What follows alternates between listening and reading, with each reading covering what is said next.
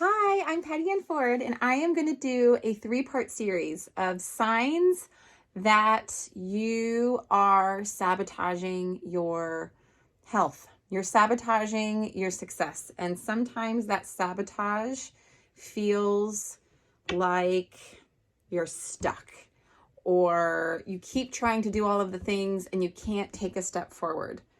This is very common and it can show up in different ways. I had this thought process about 4 years ago, and I would be really miserable during the day. And so, how I would use my skills in feeling better is vacation. I couldn't wait to plan vacation, I couldn't wait to get away, and I would be really stuck going back to work. And so, really, there was nothing wrong with what was going on. I was showing up, I was paying back loans, I was going to work, but I was really having a hard time with feeling peace during the day. I would feel really unfulfilled. And so, how my brain works is I would just try new things. I would try a side hustle, or I would just want to be able to experience some fun in my life. How that can look in health and why I'm sharing this is there's definitely thought patterns in my 20 years of experience with people that leads to chronic dieting, that leads to consistently being unhappy in their body, being uncomfortable in their weight. And it's not necessarily the weight, it's not necessarily the diet, which those can play factors in your experience in your body. But how you experience your thoughts and how you feel, you can shift those, and you fall in love with the current space that you're in, and moving forward in your goals makes it that much easier.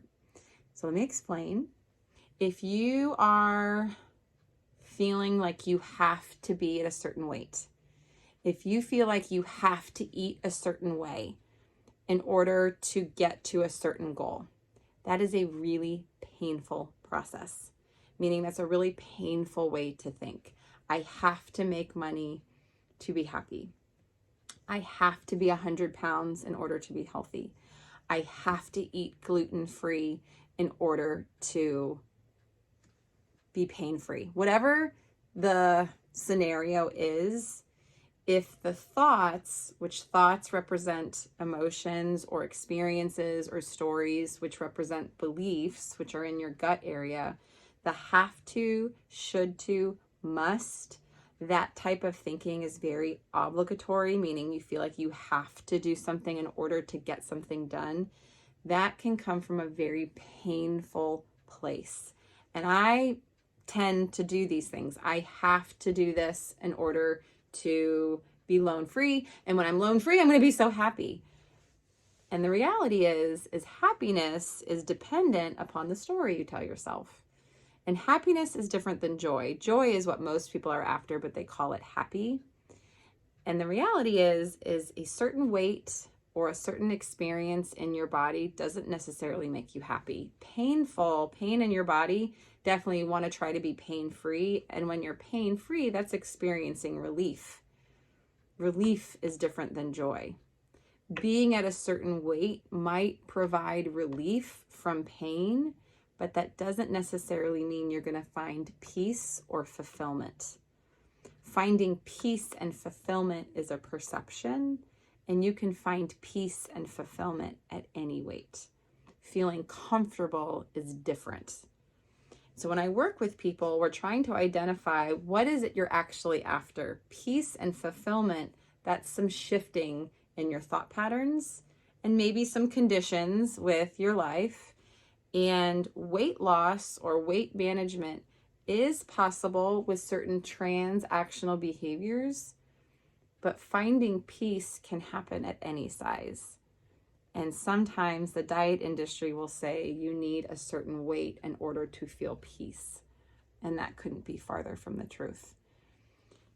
When I work with people, we really look at subconscious thought patterns and we shift them. If you are working from an obligatory state, pay attention to that and pay attention to what is happening where you feel like you have to do something, or you should do something, or you must do something. If that is the language or the tape that is playing in your head, ask yourself, tell me more about that. Where is that coming from? Where am I telling myself that I have to be doing this or I should be doing this? Let me dig a little deeper and what is happening there. And that's what I do, is I want to work with people that are willing to do the deeper work so the transactional behaviors are a little bit easier. And if that is interest to you and you want to stay in the YouTube space, hit that like and subscribe and follow along for part 2. And if not, that's okay. Thank you for being here. If you're wanting to reach out to me, all of my reach outs and contacts is in my bio, and I would love to have a conversation with you. Thank you. Bye.